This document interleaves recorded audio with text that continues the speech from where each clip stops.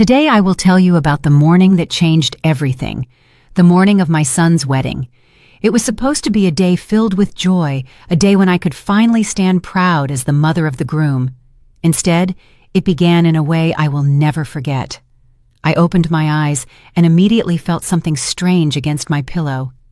My hand reached up instinctively, brushing against my scalp, and what I touched made my chest tighten. The familiar softness of my hair was gone. In its place were rough patches of bare skin. I sat up quickly, my breath sharp, and saw strands of silver scattered across the pillow like fallen leaves after a storm. I stumbled toward the mirror, gripping the dresser for balance. The reflection that met me was almost unrecognizable. My hair, which had taken me a lifetime to carry with pride, was jagged, uneven, brutally cut. My heart pounded so hard I thought it might break through my ribs. For 65 years, I had lived with resilience and quiet strength. But in that moment, all I could see was the face of a woman deliberately reduced. And then I noticed it. A folded piece of paper resting neatly on the nightstand, as though someone had placed it there with care. My fingers trembled as I reached for it, unfolding slowly, afraid of what it might hold. The words were short, sharp, and cruel. "Now you match the pitiful woman you always should have been." I froze, the note shaking between my hands. My scalp still stung, my eyes burned, but those words cut deeper than any scissors could. They were meant to strip me not only of appearance, but of dignity. On the very morning of my son's wedding, I woke up bald. A folded note sneered at me, declaring I was nothing more than a pitiful woman. But what they did not know was that I carried within me the weight and strength of a hidden fortune, a $23 million real estate empire I had built through decades of sacrifice. I stood there, my heart breaking, my reflection foreign, and yet a strange thought anchored me. If someone had gone to such lengths to humiliate me, it meant they feared my presence. They wanted me silenced, erased, forgotten. And that alone was enough to tell me I still held power. That morning, I did not just lose my hair. I nearly lost my dignity. But I was not ready to hand it over. Not then, not ever. If you want to hear more stories like mine, stories where grandmothers face cruelty but refuse to bow down, remember to like this video, subscribe to the channel, and share your thoughts in the comments.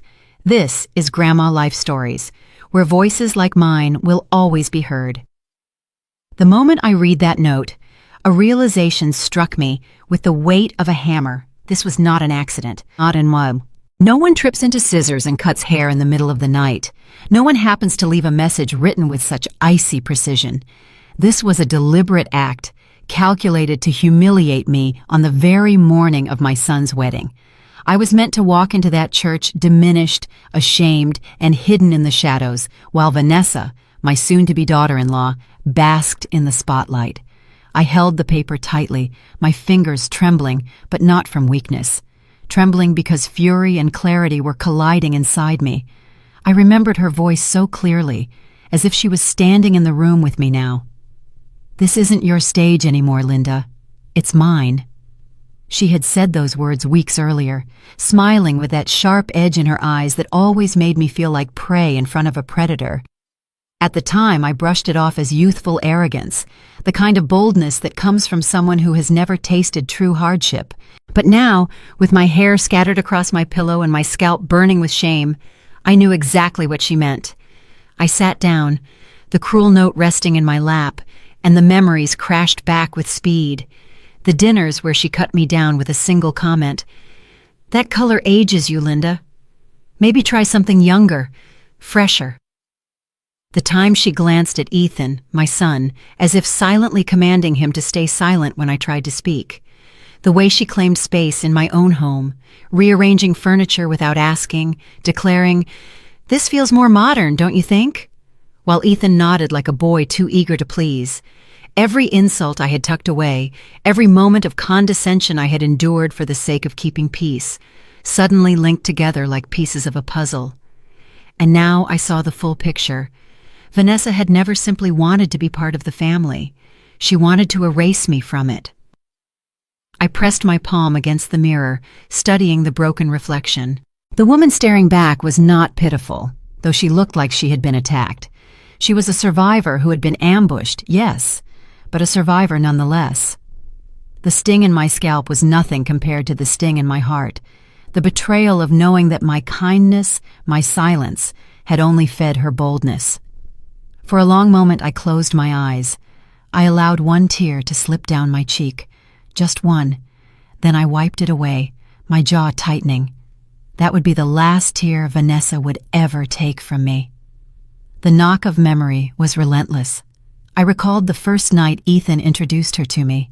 We were at a downtown Sacramento restaurant, the kind with candles flickering against glass and a menu printed on fine parchment. She arrived late, unapologetic, and slid into her seat as though the entire evening belonged to her. She spoke at length about her career plans, her travels, her vision of the world. Not once did she ask me a question. Not once did she look at me with curiosity or respect. That night I told Ethan quietly, "She doesn't feel right to me." He had replied with a coldness I had never heard before. "Mom, she's the love of my life. If you can't accept her, maybe you and I need some distance." That word, distance, became the cage of the last 3 years. Now, staring at my scalp, staring at the proof of deliberate malice, I knew that distance had been the tool Vanessa used to wedge herself deeper between me and my son. She wanted to sever me from him entirely, and now she was bold enough to do it openly. I exhaled sharply, a sound more like a growl than a sigh. The humiliation burned, but it was already hardening into resolve. I would not let them win. I would not shrink into a corner while they celebrated their conquest. I picked up the note again and read it aloud, my voice steady, even though the words seared my chest. "Now you match the pitiful woman you always should have been." My reflection stared back at me as I spoke those words. I shook my head slowly. No, not pitiful, never pitiful. I reached for my vanity drawer and pulled out a scarf, wrapping it tightly around my head. The uneven patches of hair were hidden now, but the truth was not. The truth was that someone had crossed a line so cruelly, so publicly, that it could never be unseen. I thought of Ethan. Was he part of this, or was he blind to it? The answer twisted inside me like a knife. My son, the boy I raised through nights of hunger and days of exhaustion, had grown into a man who let silence speak for him while his bride mocked me. That silence was as cruel as her words. I clenched my fists, feeling the bones strain against my skin. My voice echoed in the room, low and sharp. If they think they can erase me, they are mistaken. The clock ticked louder than usual, every second a reminder that the wedding day was moving forward without pause. I was expected to arrive as the proud mother of the groom, but they had tried to strip me of the dignity that role carried. Yet dignity, I realized in that moment, was not theirs to take. It was mine to guard, mine to claim, mine to wield. I looked at the mirror again, at the scarf now covering the cruel attack. My eyes, though rimmed with red, carried a new fire. I had been humiliated, yes, but humiliation is not the end of a story. Sometimes it is the beginning. I stood straighter, folded the note carefully, and slid it into my purse. It would remain with me, not as a symbol of weakness, but as evidence. Evidence that on the morning of my son's wedding, I was targeted and betrayed, but not broken. As I gathered myself, I whispered the truth into the empty room. This was an act of cruelty, but cruelty always carries a consequence. And in that conviction, in that steel inside me, I felt the first shift of the day. I was no longer simply a mother preparing to attend a wedding. I was a woman preparing for a reckoning. When I looked at myself in that mirror, wrapped in a scarf to hide the brutal attack on my head, my mind didn't stay in that room. It dragged me back through time. I was 32 again, a young widow with a son barely 12 years old and no idea how to keep a roof over our heads. The night my husband died, the doctor's voice was cold and clinical when he said massive heart attack. But to me, it felt like a verdict that condemned my future. Ethan clung to me, crying so hard that I thought his small body would break apart. And as I held him, I realized that no one else was going to save us. It had to be me. I remember standing in our tiny Sacramento kitchen that very night, staring at an almost empty bank account, wondering if I should sell the old car to cover the next month's rent. I was terrified, but fear has a way of sharpening determination. I told myself, you will not let your child feel hunger. You will not let him see eviction notices on the door. You will fight. And fight I did. The next morning, I walked into the office of a local real estate broker. My husband had dabbled in rentals, but he had always been the one with the knowledge. I knew nothing beyond balancing a checkbook. The broker looked at me, a young widow in a worn black dress, and said, "You don't belong in this business. It's brutal." I looked him in the eye and replied, "Then it's exactly where I belong." I started small. One duplex in disrepair. The paint was peeling, the plumbing leaked, and most people saw it as a money pit. I saw it as a beginning. I worked 16-hour days, scrubbing floors, patching walls, learning every trade I could. At night, while Ethan slept, I read books on property law and real estate investment. I memorized terms, contracts, and tax codes. Every mistake cost me money, but every loss became a lesson. Within 3 years, I owned 5 properties. By the time Ethan finished high school, I had built a portfolio that made bankers stop underestimating me. They no longer saw a grieving widow. They saw a force that refused to break. But I didn't build it for me. Every check, every deal, every ounce of sweat was for Ethan. I built an empire so my son would never know hunger or fear. I didn't know I was raising my own betrayer. Ethan grew up with the life I never had.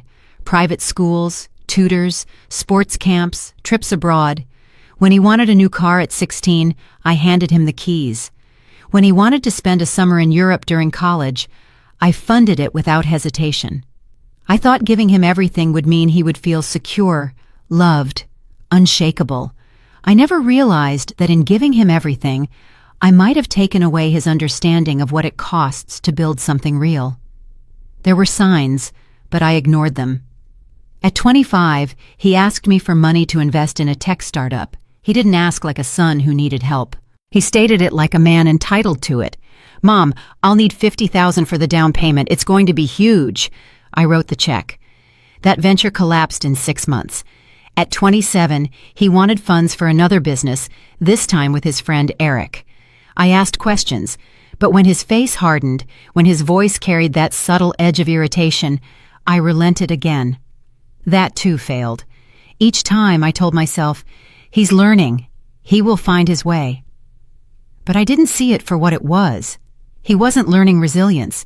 He was learning that I would always rescue him. He was learning dependency disguised as ambition.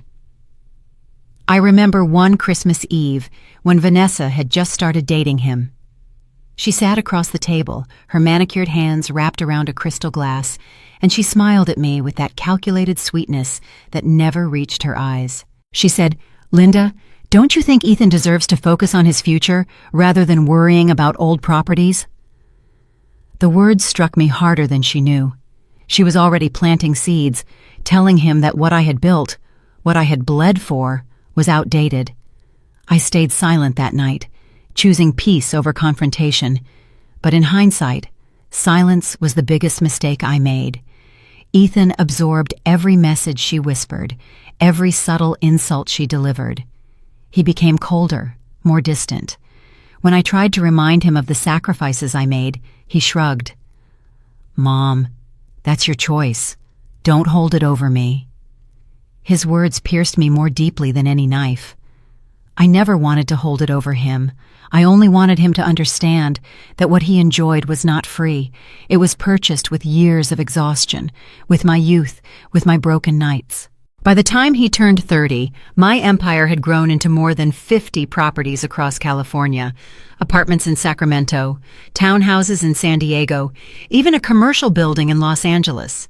The net worth was staggering, more than $23 million. Yet the more wealth we had, the less I recognized the boy I had raised. I used to sit awake at night, wondering if I had done too much. I asked myself if protecting him from pain had also deprived him of character. The irony was sharp. I had built an empire to shield him, and in doing so, I had raised a man who believed empires simply existed, not that they were built. And now, on the morning of his wedding, I saw the final consequence of my choices. My head shorn, my dignity attacked, and a note meant to erase me. I realized that Ethan had not only failed to protect me from cruelty, but had quietly allowed it to flourish in the woman he chose. I tightened the scarf around my head and whispered into the silence, "I gave you everything, Ethan, and in return you gave me nothing but silence," when she mocked me. That morning, as the flashbacks faded, I felt the lines of the past and the present connect with brutal clarity. Every sacrifice, every sleepless night, every dollar earned had led me here, to a wedding where I was no longer a mother to be honored, but an obstacle to be humiliated. And as painful as that truth was, it did something unexpected. It steeled me. If my sacrifices had raised a betrayer, then it was time to stop sacrificing.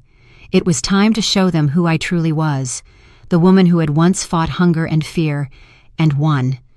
When I first met Vanessa, she carried herself like the world owed her admiration. Every step was calculated, every glance polished, as though she had rehearsed her own presence before walking into a room. She was obsessed with beauty, with appearances, with the reflection staring back at her in every surface. Makeup was not a tool for her, it was armor. And the mirror was not a place for truth, it was a throne where she demanded to be worshipped. From the start, I felt the chill of arrogance around her. She complimented Ethan's tie at our first dinner, adjusted the cuff of his shirt, and then leaned across the table to tell me, "Linda, you must have been beautiful in your day." The words sounded like kindness, but her eyes sliced right through me. It wasn't a compliment, it was a verdict. To her, I was already expired, a relic whose value had long since faded. Ethan laughed nervously, pretending not to notice the insult, but I noticed. I always noticed. The more I observed Vanessa, the clearer her patterns became. She never spoke without measuring the effect of her words.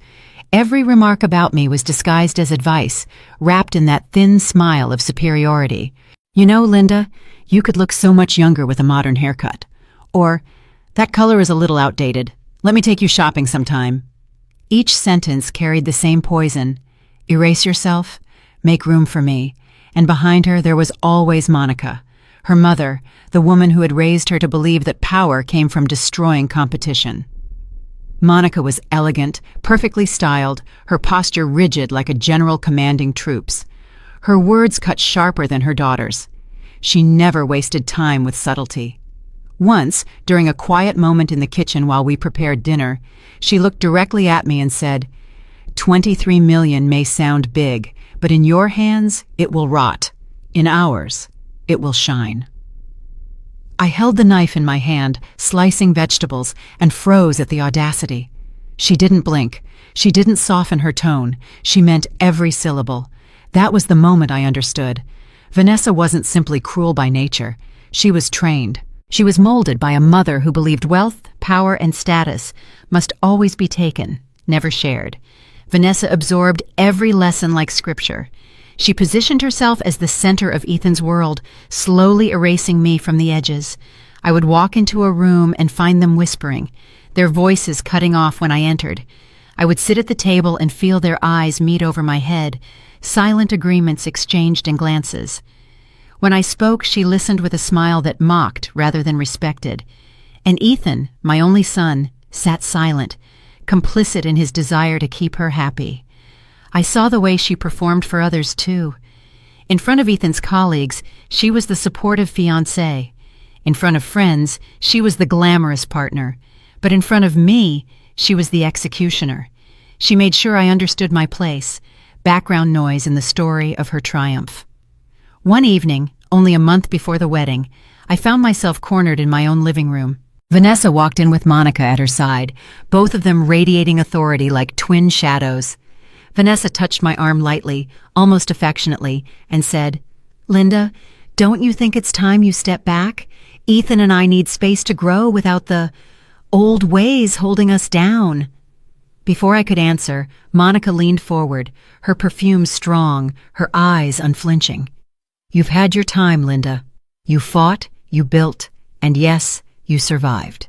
But survival is not the same as progress. My daughter will lead Ethan into a future you cannot understand." I stared at them both, their confidence so thick it almost smothered the air. My voice was calm when I replied, "Everything you see, everything you think you deserve, exists because I built it. Don't mistake inheritance for strength." Vanessa's lips curled, and Monica's smile never wavered. They weren't offended, they were amused. That was the most dangerous part. To them, I was not a threat.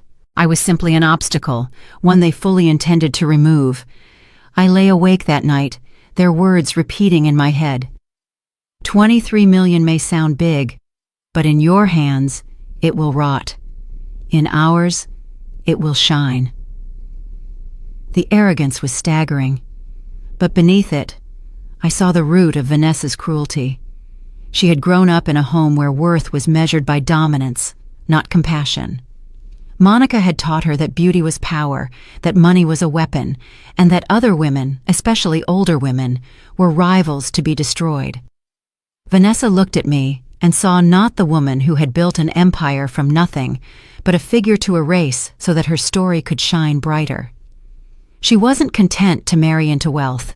She wanted to own it, to command it, to rewrite history so that the name Linda Harris faded into the background while Vanessa Clark became the star. I watched the transformation of my son under her influence. Ethan, who once called me every evening during college, now avoided long conversations. Ethan, who once hugged me tightly after his father's funeral, now stiffened when I tried to hold on to him. He had been taught to see me as outdated, as someone clinging to relevance, and Vanessa had been the teacher. That morning of the wedding, as I tied the scarf tighter around my head, I finally understood why the scissors had found my hair in the night. Vanessa wanted me broken. Monica wanted me erased.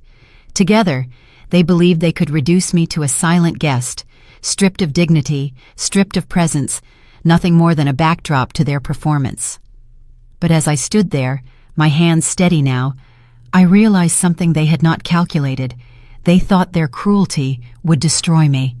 They didn't see that cruelty could also forge steel. My voice whispered into the empty room, sharp and unyielding.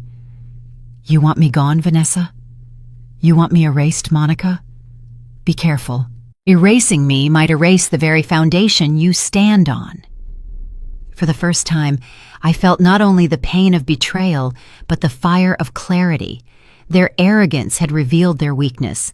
They wanted to be the center, but they had forgotten one truth. Empires don't shine because of those who inherit them. Empires shine because of those who build them. And I was the builder. The scarf around my head hid the cruelty Vanessa had dealt me, but beneath it, another weight pressed heavily on my chest. The secret I carried, the gift I had prepared for my son. For months leading up to the wedding, I had been working in silence, arranging papers, reviewing deeds, meeting with my attorney in late-night sessions behind closed doors. I had planned something monumental, something that would secure Ethan's future long after I was gone. I was prepared to transfer my entire real estate empire, every property, every account, every asset worth $23 million, into his name as a wedding gift. It wasn't a decision I made lightly. My lawyer, David Monroe, a man who had stood by me for over 20 years, had tried to talk me out of it more times than I could count. He sat across from me in his polished oak office 2 weeks before the wedding, his gray suit sharp, his tone sharper. "Linda," he said, his voice low with concern, "that's almost everything. You're not just giving him a piece of your estate, you're transferring your life's work. Are you certain about this?" I held his gaze, steady, unshaken. For Ethan, I'd give everything. David leaned back, running a hand over his jaw. He had watched me claw my way from nothing, had guided me through the brutal world of contracts, zoning laws, and tax audits. He had seen my empire grow brick by brick. "You don't need to prove your love with papers and signatures," he argued. "You've already given him everything a son could ask for." But he didn't understand. Ethan wasn't just my son. He was the reason I kept breathing after my husband died. He was the fire that pushed me through nights of exhaustion when my hands bled from scrubbing walls and my knees ached from bending over floors. Everything I had ever built was meant for him. It always had been. I told David, "The world is cruel, but I refuse to let it be cruel to my son. If this empire can shield him, then it belongs to him." David's eyes softened, though his voice remained firm. "Linda, I'll prepare the documents, but I need you to think. Once this is done, there's no undoing it. Are you ready for that risk?" I didn't flinch. "I am." And so the paperwork was drafted, deeds signed, trusts prepared, contingencies arranged. All that remained was my final signature, which I had planned to give him after the wedding ceremony, a private moment between mother and son where I would place in his hands not just wealth, but the legacy of every sacrifice I had made. In my mind, I pictured his face when I revealed the truth. I imagined the tears in his eyes, the gratitude in his voice, the embrace that would heal the years of distance Vanessa had planted between us. I thought this gift might remind him of where he came from, of who had fought to make his life possible. I hoped it would bridge the silence that had grown between us. But as I tightened the scarf that morning, replaying the memory of the cruel note beside my bed, doubt seeped in like poison. Did Ethan know what Vanessa had done? Had he silently condoned it? And if he had, was he still the boy I had raised? Or had I already lost him to her shadow? The thought gnawed at me. Yet the truth was, even as betrayal loomed around me, my love for Ethan remained untouchable. That was my weakness, and perhaps my strength. I recalled the night 3 months earlier when I first revealed the idea to David. We were seated at a quiet restaurant downtown, papers spread discreetly between us. He lowered his voice and said, "Linda, do you trust Ethan enough to hand him everything? You've protected him his whole life. What if protection has made him careless?" I sipped my wine and replied without hesitation, "I don't want him to know fear the way I did. I don't want him to wake up in the middle of the night wondering how to keep the lights on. If I've spoiled him, then let me spoil him one last time. I'd rather he take it all than live one day thinking I didn't love him enough." David shook his head, muttering, "You're the strongest client I've ever had, Linda. But in this, you're blind." His words echoed now as I prepared for the ceremony. Blind. Was I blind? Or was I simply unwilling to accept the truth staring me in the face, that Ethan had chosen a woman who despised me, that he had let her cruelty seep into his silence? I clenched my fists, remembering the ink on that note, sharp and deliberate, my heart twisted with dread. The gift I had meant as an act of love now felt like a loaded weapon placed in the wrong hands. Still, my resolve did not waver. For Ethan, I would give everything. Even if he had turned cold, even if Vanessa sneered, even if Monica whispered in his ear, my duty as a mother was unshakable. My empire existed because of him, and because of him, I was willing to let it go. But somewhere deep in my chest, a small, sharp voice whispered a warning. "This gift will not save him. This gift will destroy you." I pushed it aside, convincing myself that love demanded sacrifice. Yet as I folded the documents neatly into the leather folder David had prepared, the weight of them felt like more than paper. It felt like the fate of everything I had built, balanced on the thin edge of a choice that could not be undone. That morning, while Vanessa plotted my humiliation and Monica sharpened her disdain, I stood in silence, clutching the folder to my chest. The cruel irony was unbearable. I was ready to hand over $23 million to the son who might already be lost to me. The clock ticked louder. My heart kept pace with it, each beat a reminder that once I gave him this gift, I would no longer own the empire I had bled for. I would no longer have the shield I had built to survive. All of it would rest in the hands of Ethan and, inevitably, Vanessa. And yet, when I pictured Ethan as a boy, his small fingers clutching mine at his father's grave, I knew the truth. No matter what cruelty came my way, no matter how deeply I was cut, I could not stop myself. For Ethan, I would give everything, even if it destroyed me. The scarf stayed tight around my head as I slid into the back seat of the car. The leather felt cool against my skin, but my chest burned with the weight of everything I carried.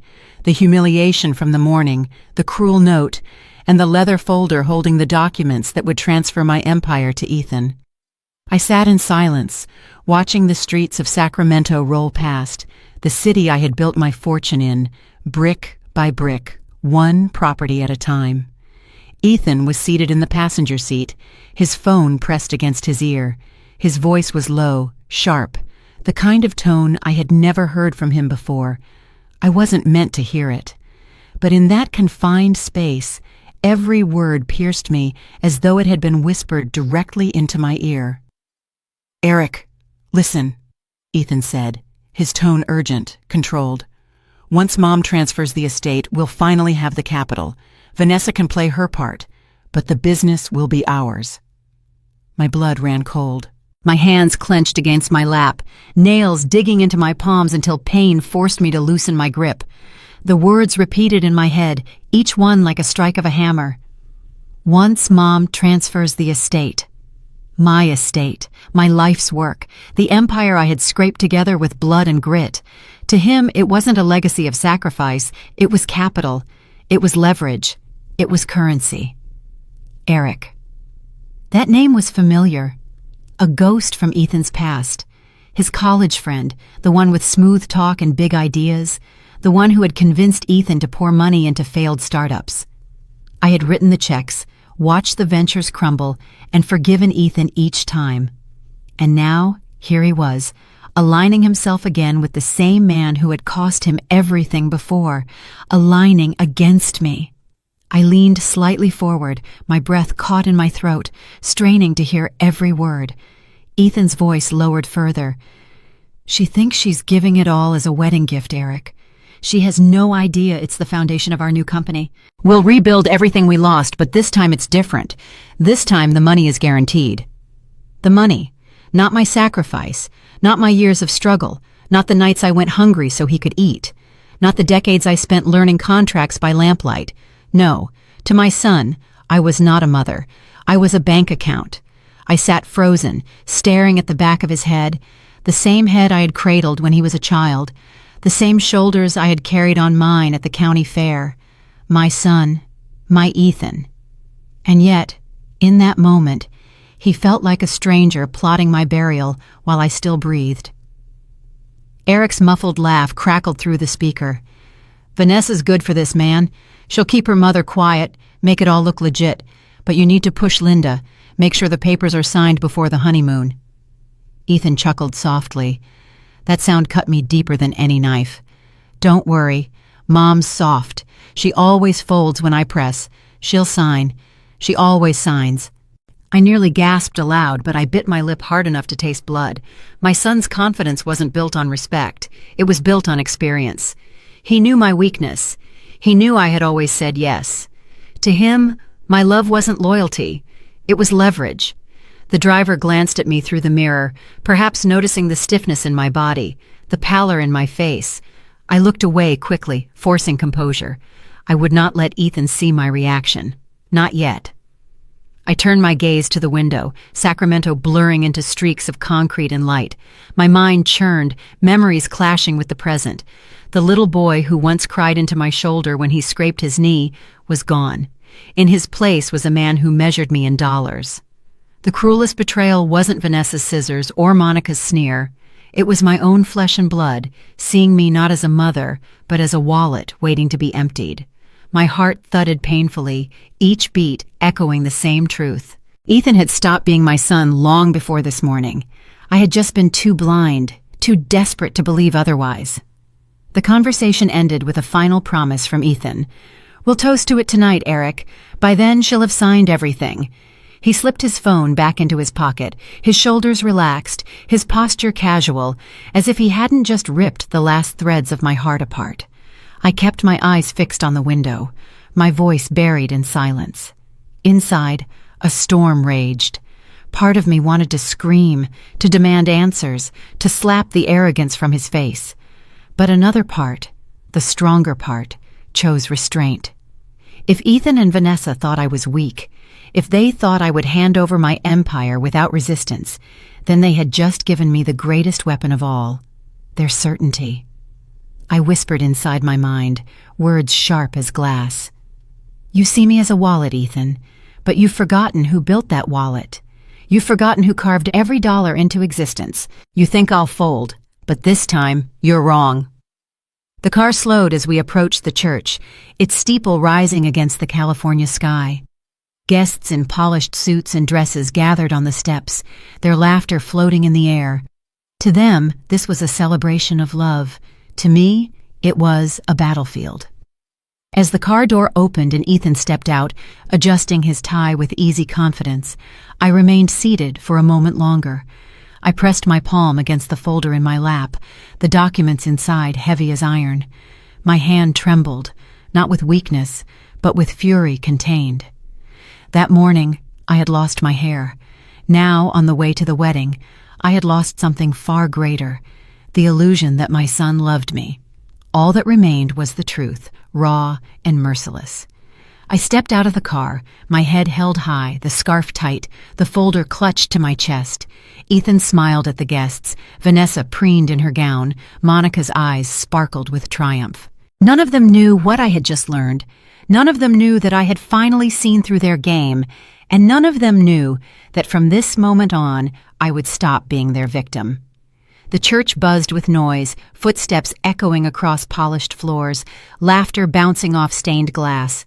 Guests flowed into pews, music rehearsals hummed in the background, and the air smelled of roses and perfume.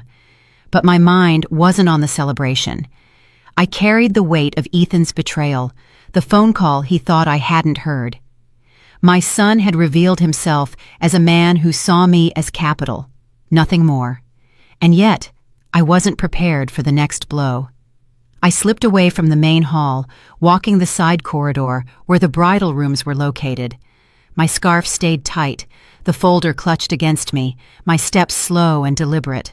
I told myself I needed to compose, to gather strength before facing the ceremony.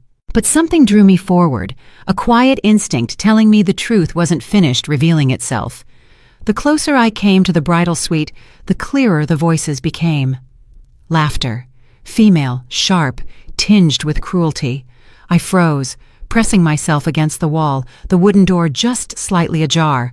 Vanessa's voice floated through, dripping with mockery. After the transfer, divorce will be easy. Half will be legally mine. The words sliced through me like steel. My breath caught. Divorce? She hadn't even married my son yet, and already she was planning her exit, calculating her spoils. My chest tightened, fury colliding with heartbreak. Another voice, unfamiliar but younger, a friend perhaps. And the old lady? Silence fell for a beat, broken by Vanessa's laugh. Cold, vicious, the kind of laugh that strips flesh from bone. She'll be out of the picture, completely. The room erupted in giggles, but to me it sounded like a death sentence. Out of the picture. The same words Monica had implied with her sneers. They didn't just want me humiliated. They wanted me erased, discarded, invisible. I gripped the frame of the door, steadying myself. My nails pressed into the wood so hard I thought it might splinter.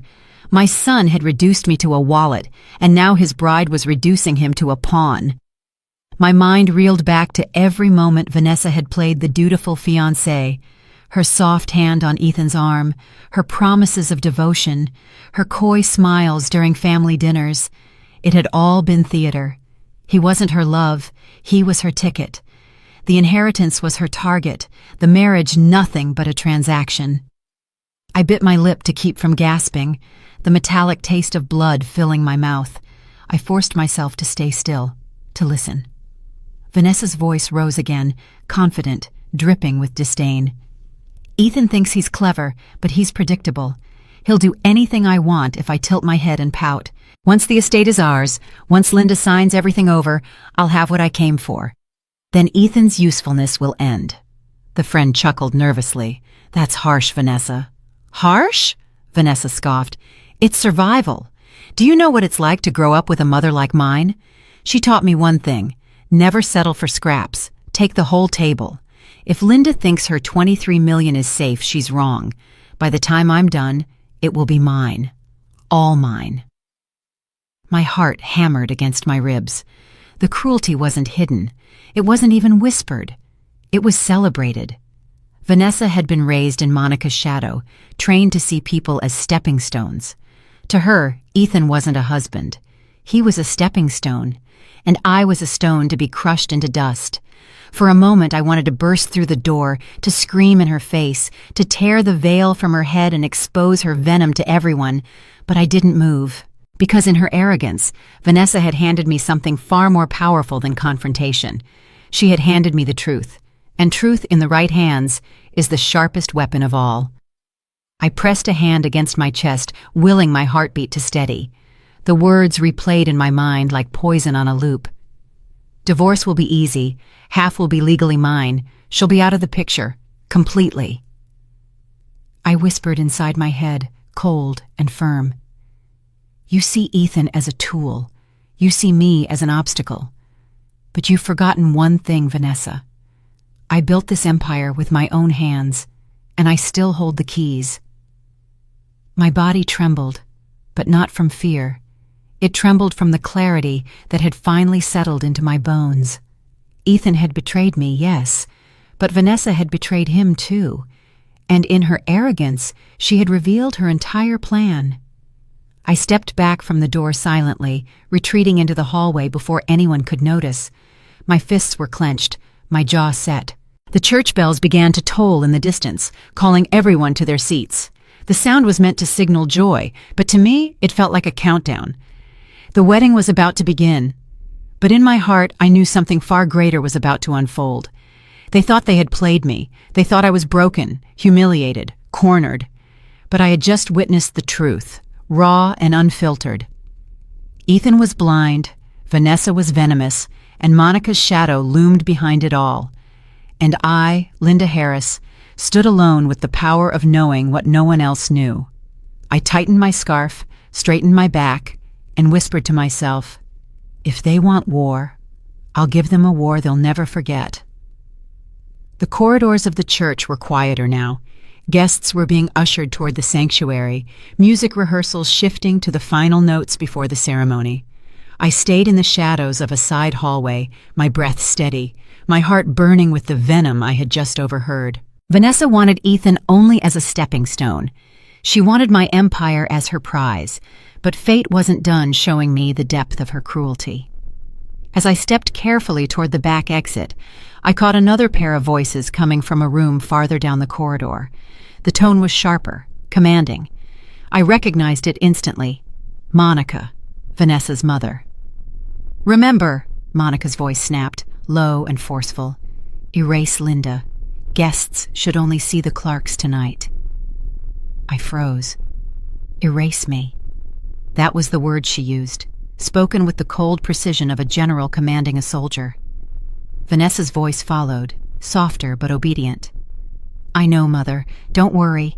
By the time this night is over, no one will be thinking about Linda Harris. She'll be nothing more than a shadow. I leaned closer, my pulse thundering.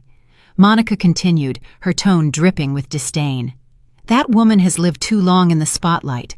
Her fortune may impress some, but to me, it reeks of desperation. $23 million in her hands will rot. In ours, it will shine. This is about legacy, Vanessa, and legacy is not built by weak widows clinging to old victories. It's built by families who know how to claim power. My chest tightened, anger rising like a fire I could no longer smother. For years, Monica had smiled at me in social gatherings, offered polite compliments about my dresses or my home. Behind every smile was venom, behind every handshake was calculation.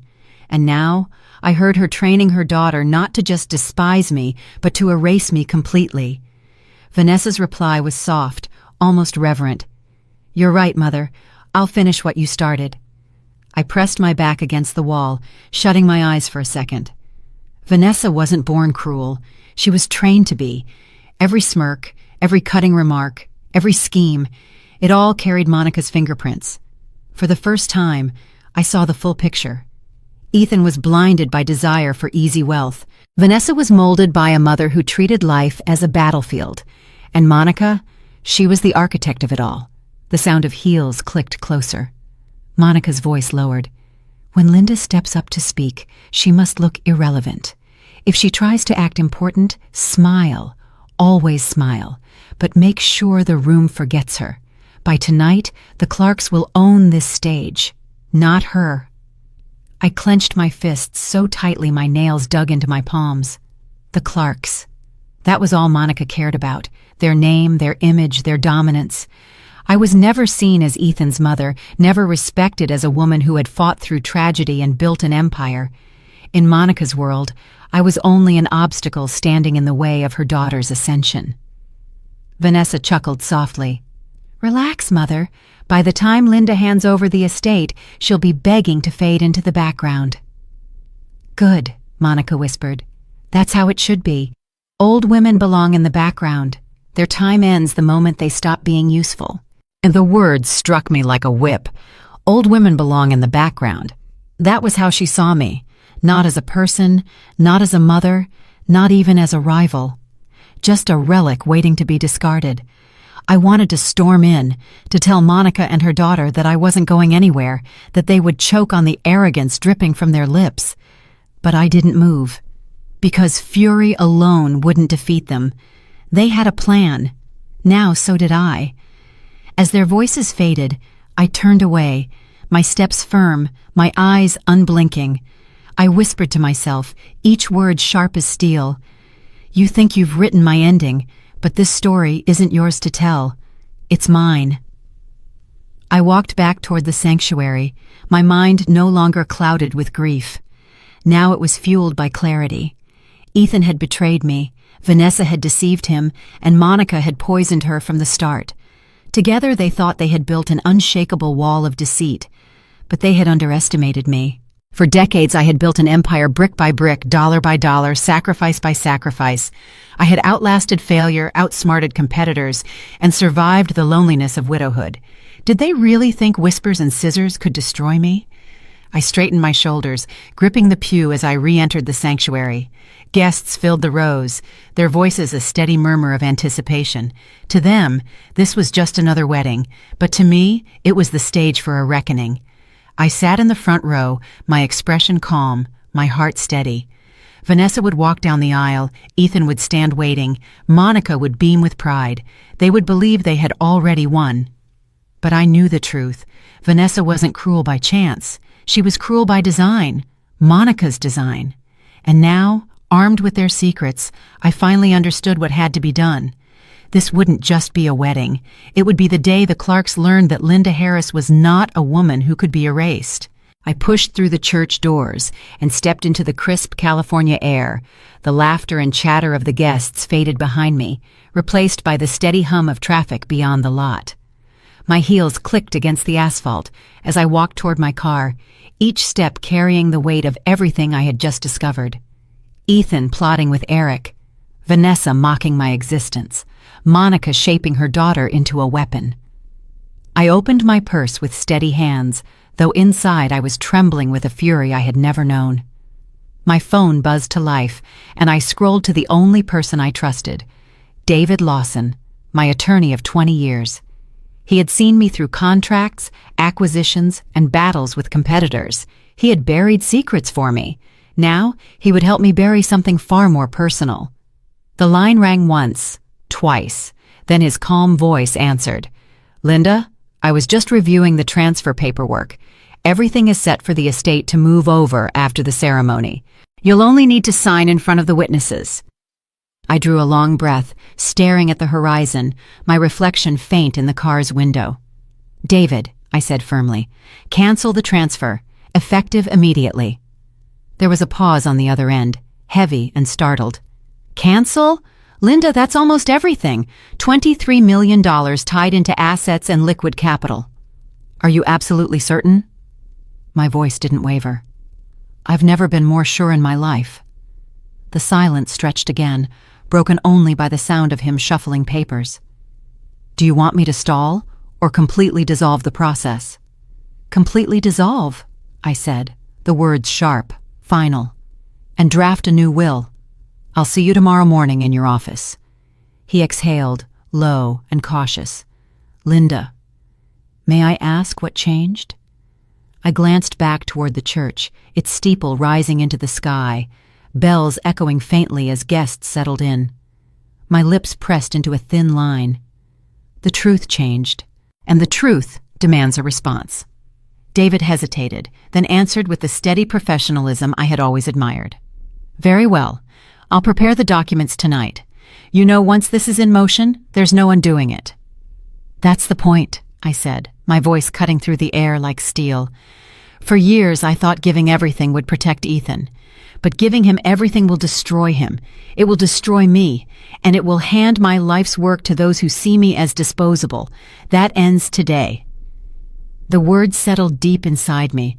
They weren't just instructions for David. They were a vow. When I hung up, I leaned against the hood of my car, the cool metal grounding me. My pulse steadied for the first time since that morning. Something had shifted inside me. Hours earlier, I had been the victim, the humiliated mother, the bald widow mocked by her son's bride. Now, I was something else entirely. I was the woman holding the trigger. A group of guests passed by on their way inside, their laughter oblivious to the storm brewing in my chest. I pulled my scarf tighter, forcing a polite smile. None of them could see the battle lines that had been drawn. To them, I was just another proud mother preparing for her son's vows. But within me, a decision had been carved in stone. For decades I had given, sacrificed, surrendered. At 32, I buried my husband and swore Ethan would never want for anything. At 65, I stood on the verge of signing away my empire to a man who now called me a burden, and to a woman who saw me as an inconvenience. But not anymore. I whispered to myself, a mantra forged from pain and clarity. They wanted me erased. Tonight, they'll learn I'm unforgettable. Sliding into the driver's seat, I closed my eyes for a brief second, picturing every late night I had spent building Harris Properties, every document signed, every check written, every sacrifice made so Ethan could stand tall. He had mistaken my sacrifices for weakness. Vanessa had mistaken my kindness for naivety. Monica had mistaken my silence for surrender. They were all wrong. The steering wheel was cool beneath my palms as I gripped it, steady and firm. I could already imagine the ceremony ahead. Ethan's smile rehearsed, Vanessa's smirk hidden beneath her veil, Monica's smug pride radiating across the aisle. They would walk through the night believing victory was theirs. But only I knew the truth. The money was gone from their reach. The empire would not fall into their hands. My voice would not be silenced. For years I had fought in boardrooms and survived in markets where men twice my age had tried to crush me. Did they really think I would crumble at the hands of my own family? No. I turned the key, the engine humming to life.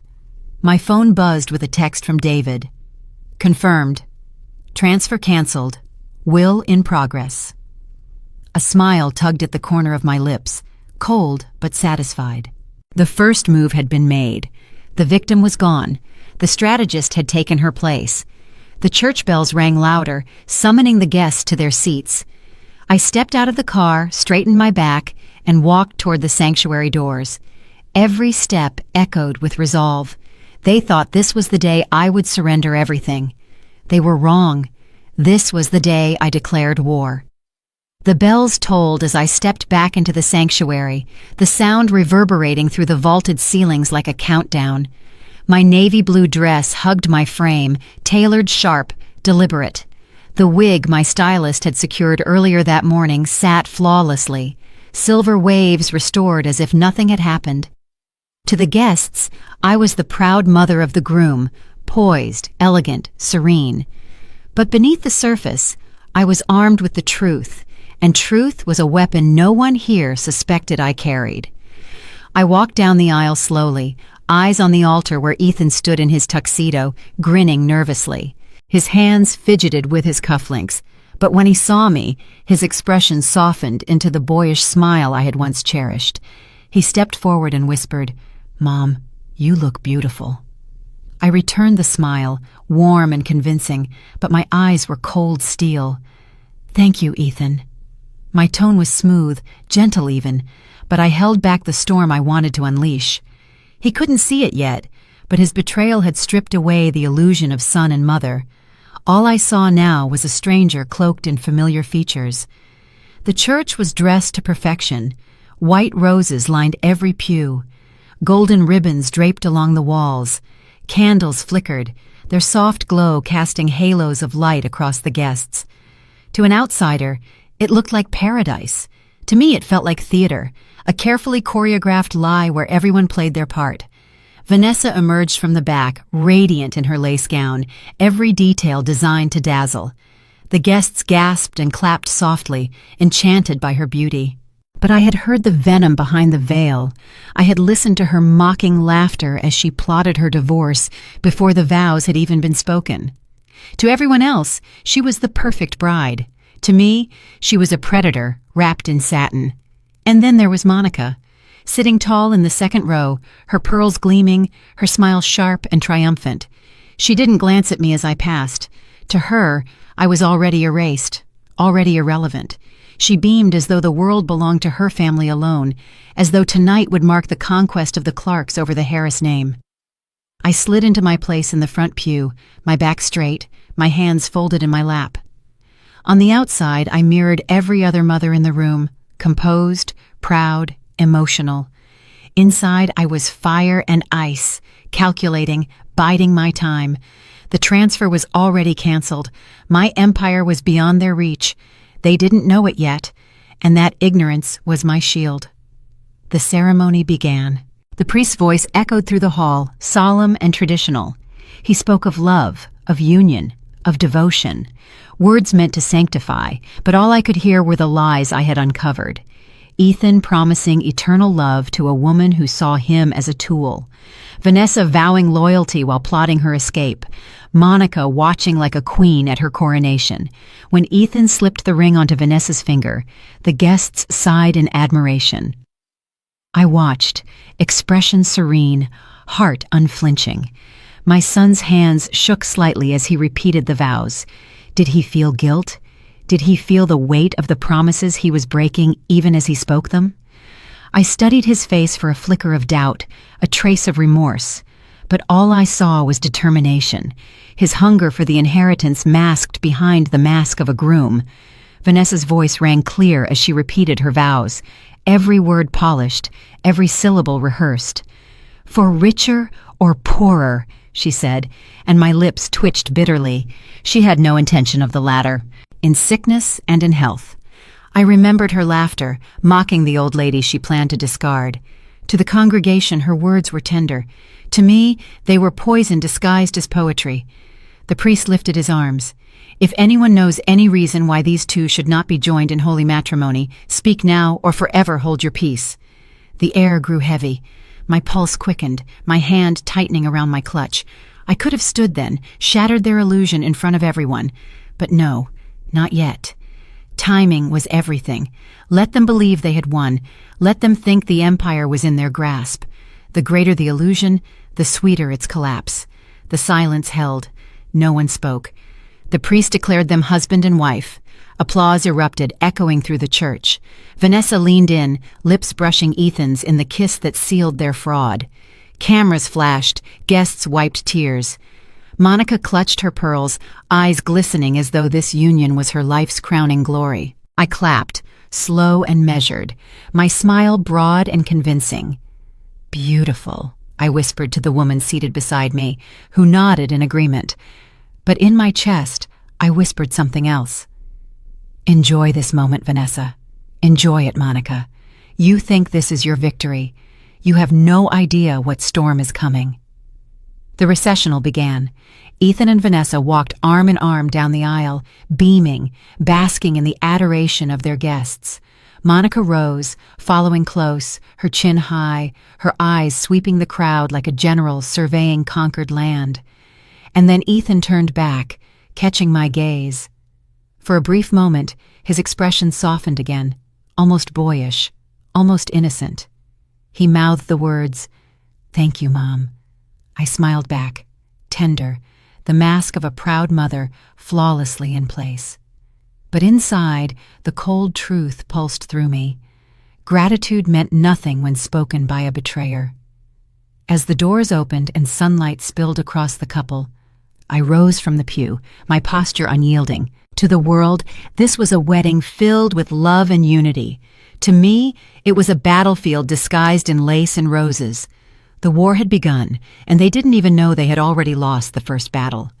The sanctuary grew silent, the kind of silence that presses against your chest and makes every breath feel heavier. The priest lifted his hands, his voice carrying with the weight of ritual. Today we witness the union of Ethan Harris and Vanessa Clark, joined in love, bound by faith, promising forever. His words floated through the air, solemn and heavy, but to me they felt hollow. I sat in the front pew, my hands folded neatly, my scarf perfectly in place, my face calm. But my heart was not calm. It beat with fire, every syllable from the priest sharpening the blade of truth I carried. Ethan shifted, his tuxedo catching the light of the stained glass windows. He looked like the perfect groom, the proud son, the image of stability. The congregation saw a man vowing his life to the woman beside him. I saw the boy who had plotted in whispers with Eric, waiting for the moment my empire became his to exploit. When the priest turned to Ethan, asking him to repeat the vows, my son's voice rang steady, almost too steady. I, Ethan Harris, take you, Vanessa Clark, to be my wife, to have and to hold, from this day forward, for better or for worse, for richer or for poorer, in sickness and in health, to love and to cherish, till death do us part. The guests sighed, enchanted. Some dabbed their eyes with tissues. But I sat motionless. Inside, the words were daggers of irony. He promised forever, but I had heard him promise a different forever to Eric. Not love, not loyalty, a forever of schemes and capital. They promised love, but I knew their promises were cheaper than the champagne waiting outside. Then it was Vanessa's turn. She smiled, radiant in her gown, her veil catching the candlelight like a halo. The crowd leaned in, breathless. She spoke each word with theatrical perfection. I, Vanessa Clark, take you, Ethan Harris, to be my husband, to have and to hold from this day forward, for better or for worse, for richer or for poorer, in sickness and in health, to love and to cherish, till death do us part. I felt my jaw tighten. For richer or poorer. She had mocked those very words hours ago, laughing with her bridesmaids about the divorce she had already planned, in sickness and in health. She had called me pitiful, a woman to be erased, as though sickness itself was justification for exile. The audience erupted in soft applause. They saw devotion. I saw a performance rehearsed to perfection, a script designed to fool the crowd and secure the fortune she believed was already hers. The priest smiled, nodding at the couple. Do you, Ethan, take Vanessa to be your lawfully wedded wife? I do, Ethan said, his voice unwavering. And do you, Vanessa, take Ethan to be your lawfully wedded husband? I do, she answered, her tone warm, eyes shining. But I knew better. Behind those eyes was calculation. Behind that smile was cruelty. The priest lifted his hands again. By the authority vested in me, I now pronounce you husband and wife. You may kiss the bride. Ethan leaned in, his lips pressing against Vanessa's as the guests cheered, clapping and rising to their feet. The organ thundered to life, triumphant, echoing through the rafters. The scene was picture perfect, a tableau of love and victory. But beneath the applause, I heard something else, the crack of truth echoing in my heart. This wasn't a marriage. It was a contract signed in deceit, built on greed, poisoned by betrayal. I looked at the rows of faces, friends, relatives, colleagues, all smiling, believing in the illusion before them. None of them saw the rot underneath. None of them heard Ethan whispering to Eric. None of them heard Vanessa laughing about her divorce plans. None of them had heard Monica coaching her daughter to erase me from existence. But I had, and I carried every word with me like ammunition. The newlyweds turned to face the congregation, their hands joined, their smiles wide. Ethan's gaze swept the crowd until it landed on me. He gave me the smallest nod, a silent acknowledgement. To him, it was gratitude, maybe even pride. "Mom, look at me now." I smiled back, soft and motherly. The mask was flawless. But inside, I whispered to myself, "Look at you now, Ethan. Look at the man you've become. This vow you speak today is nothing more than theater, and the curtain will fall soon." The recessional began, the music soaring as they walked down the aisle together, husband and wife. Guests clapped, phones raised to capture the moment, flashes of light exploding across the church. Monica stood taller than anyone, her pride glowing brighter than the candles. To her, this was victory. To her, the Clarks had won.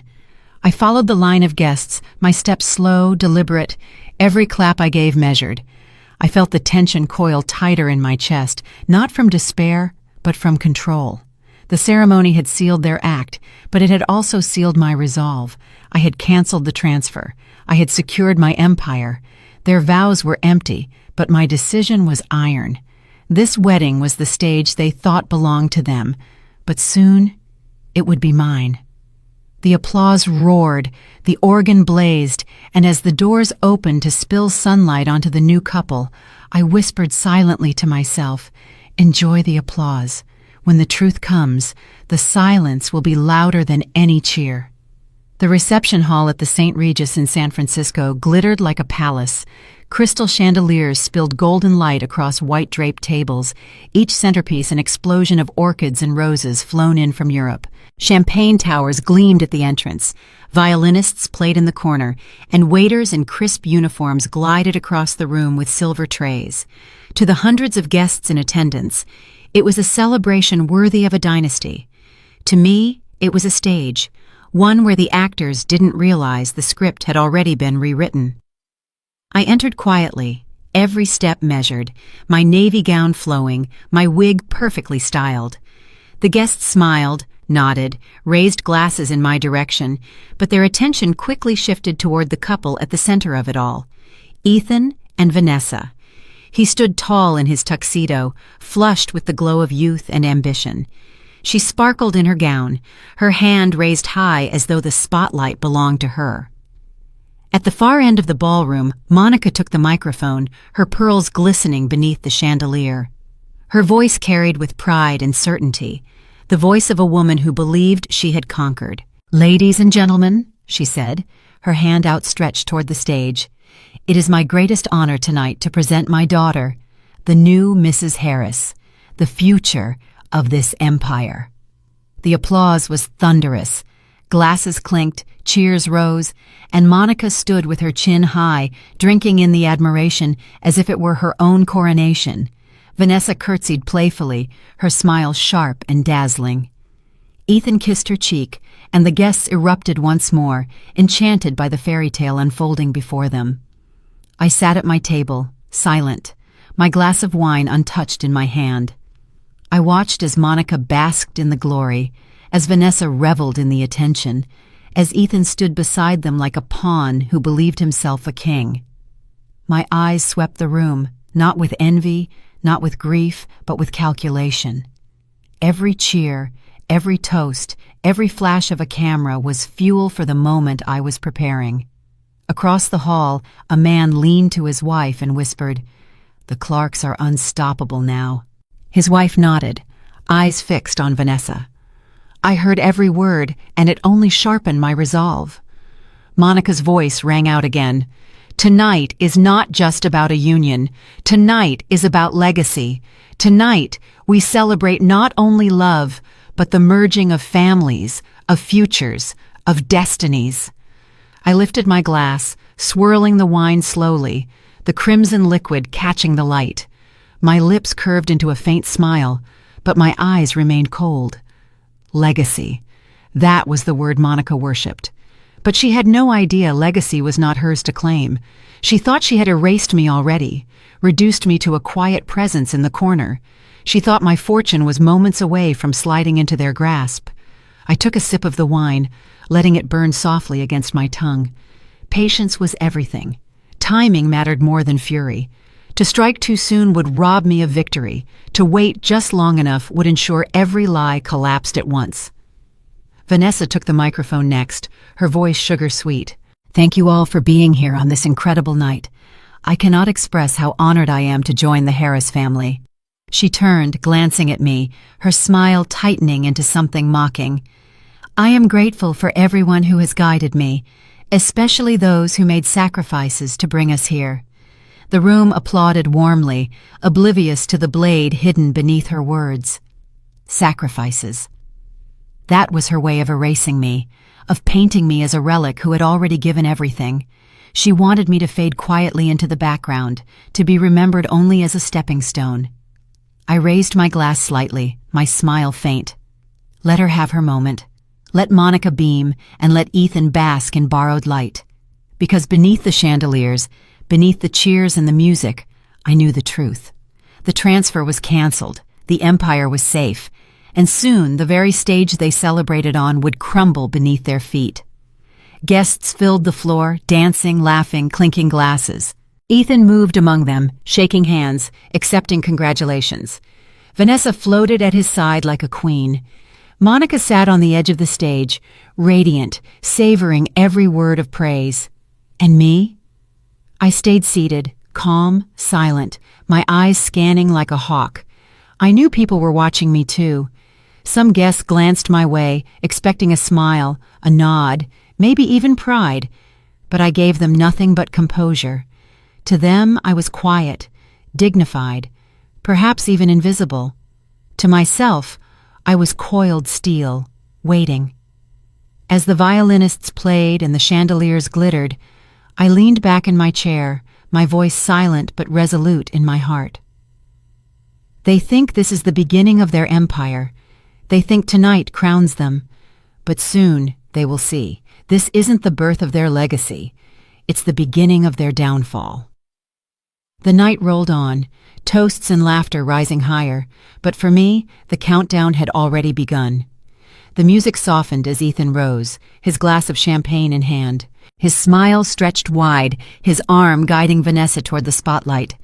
The ballroom stilled, the laughter fading, every guest turning their attention to the groom. "My friends," Ethan began, his voice smooth, confident, "tonight is the happiest night of my life. But none of this would be possible without the woman who raised me, who sacrificed everything so I could stand here today. Mom, would you do me the honor of saying a few words?" The applause came quick and eager, the crowd clapping, some even cheering. All eyes turned toward me. Ethan's face glowed with pride, Vanessa's with expectation. They thought they had me cornered, expected a sentimental toast, something soft, something safe. I placed my glass down, rose to my feet, and walked slowly toward the microphone. The click of my heels echoed against the marble floor, and the room grew quieter with every step. I reached the stage, adjusted the microphone, and let the silence stretch. I looked at Ethan, then at Vanessa, then at Monica. My expression never broke, calm, composed. But inside, a storm was ready. I began with a steady voice. "This morning," I said, pausing to let the words land, "I woke up bald." The guests shifted in their seats, confused murmurs fluttering through the hall. Ethan's smile faltered. Vanessa's hand twitched against her dress. I continued, my tone razor-sharp. "I didn't lose my hair to illness, or by accident. No, it was deliberate. I woke to find clumps of my hair scattered across my pillow, and on my nightstand, I found this." From my clutch, I pulled the folded note. My hand was steady as I opened it. The handwriting was unmistakably feminine. The ink pressed hard into the paper. I raised it high for everyone to see, then read aloud, my voice carrying through the ballroom. "Now you look like the pitiful woman you always should have been." A gasp tore through the audience, the sound of forks clattering against plates. A woman's wine glass tipped over, spilling crimson across white linen. The violinists stopped mid-note. All eyes swung toward Vanessa. Her face drained of color. She forced a smile, but her lips trembled. That's ridiculous," she stammered. "She's making it up." I folded the note neatly and slipped it back into my clutch. "No, Vanessa, I didn't make it up. You did. With your own hand." The crowd erupted in whispers, voices overlapping like crashing waves. Monica leapt from her chair, her pearls rattling as she shouted, "This is slander! My daughter would never stoop to something so vile!" I turned my gaze toward her, calm and cold. Wouldn't she? She already boasted about erasing me, Monica. About making sure tonight belonged to the Clarks, not to me, not even to my son. Do you want me to repeat what I heard with my own ears? The room stiffened.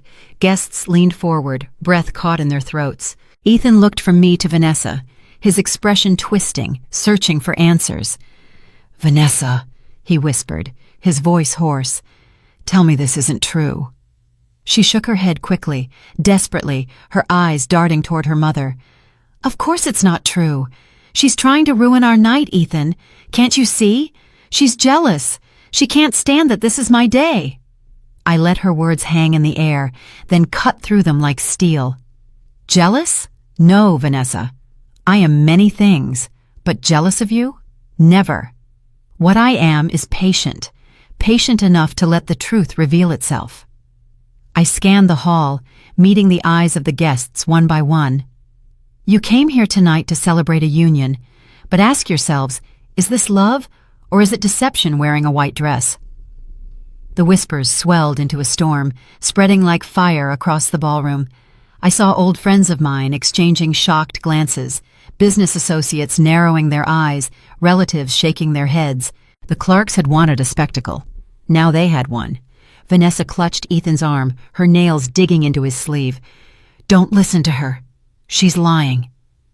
But Ethan's eyes lingered on me, then on the folded note, then on Vanessa's trembling hands. Doubt had cracked through the facade. I stepped back from the microphone, letting the tension coil tighter. I hadn't revealed everything, not yet. Tonight was not about one blow, but about dismantling their illusion piece by piece, letting each lie unravel until they were standing bare before everyone they had tried to impress. I lifted my glass from the table beside me, holding it steady, my voice cutting clean through the chaos. "To the bride and groom," I said, calm, unflinching, "may your vows be stronger than your cruelty, and may the truth last longer than your lies." The room fell silent again, thick with unease. Vanessa's face was pale. Monica's mask of pride cracked. Ethan stood rigid, torn between blood and betrayal. I sipped my wine, then returned to my seat, every eye in the hall still on me. I had delivered the first blow, and it was only the beginning. The ballroom was a storm barely contained. Guests whispered behind their napkins, eyes darting between me, Vanessa, Ethan, and Monica. The note had rattled them, but I knew whispers weren't enough. To tear down their facade, I needed thunder. I rose once more, walking with deliberate calm to the microphone. My heels clicked sharply against the marble, slicing through the uneasy silence. I didn't raise my voice when I spoke. I didn't need to. The weight of my words would be louder than any shout.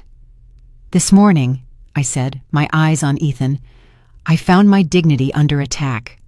Tonight, I find the truth must speak for itself."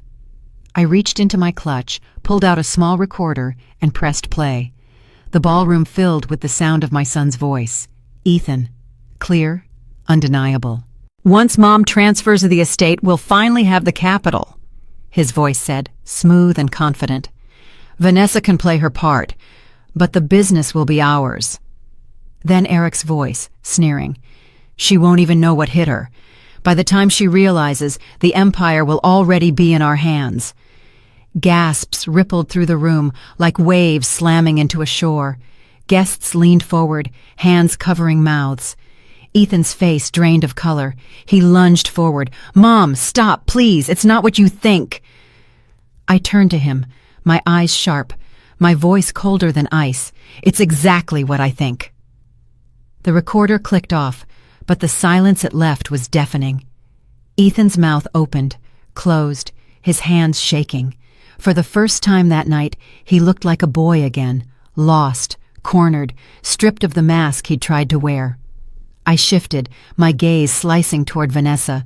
She stiffened, her fingers gripping the edge of the table so tightly her knuckles turned white. "Or," I said, my tone cutting, Should I also mention the divorce lawyer you've already hired?"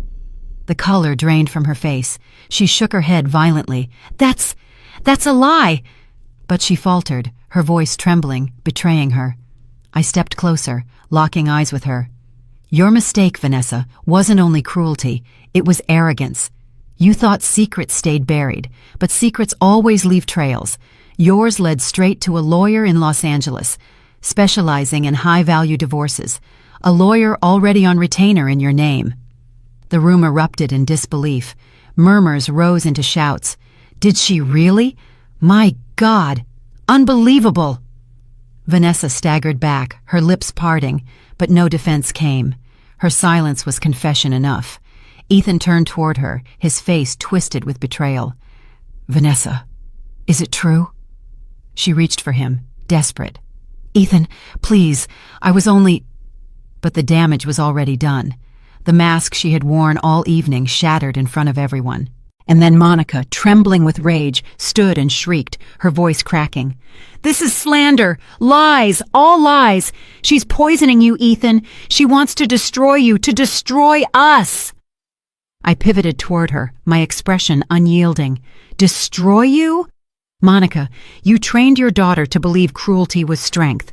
You whispered poison into her ears until she believed erasing me would make her shine. But tell me, do you still shine now? Do you still believe this is victory?" The crowd turned on her with their eyes, their gazes sharp as knives.